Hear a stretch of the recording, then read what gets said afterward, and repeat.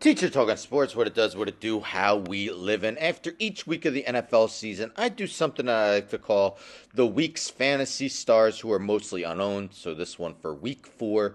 In these, I take a look at the best players from the week in fantasy who were owned in less than 25% of ESPN fantasy football leagues. Each week I look at one quarterback, two running backs, two wide receivers, and a tight end. These are for PPR leagues.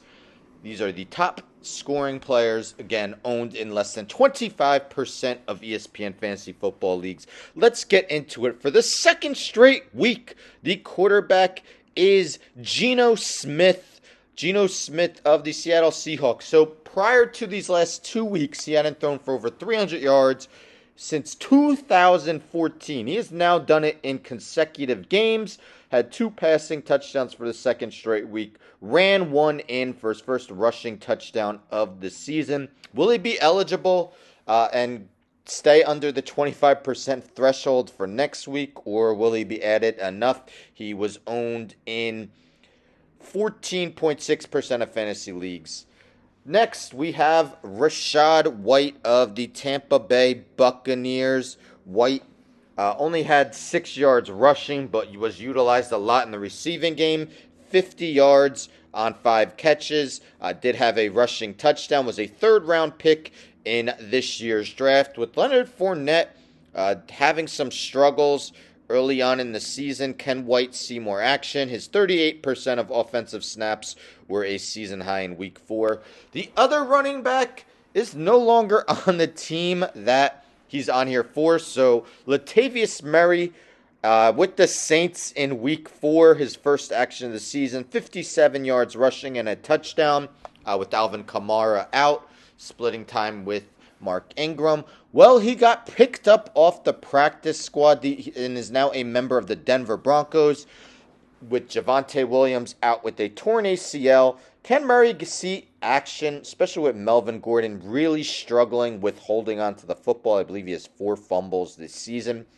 Wide receiver, start with Josh Reynolds. So Reynolds had much more of an opportunity with both St. Brown and DJ Chark out in week 4. And 7 catches for 81 yards and a touchdown. Shows he was more than ready. The previous week, he also had 6 catches for 96 yards. He has 18 targets in the last 2 games. Let's see if Chark and St. Brown are ready for week 5. The other wide receiver is Jamal Agnew of the Jacksonville Jaguars. Entering week 4, he had just 2 catches for 23 yards on the season. With Zay Jones missing week 4, it was probably assumed by most that Marvin Jones would step in his place. Instead, it was Jamal Agnew that saw more action. Season high of 38% of offensive snaps, had 2 touchdowns in the losing effort against the Eagles. And the tight end is Mo Alley-Cox of the Indianapolis Colts. Mo Alley-Cox had just 4 catches entering week 4. Finished week 4 with 6 catches for 85 yards and 2 scores, playing a season-high 70% of snaps.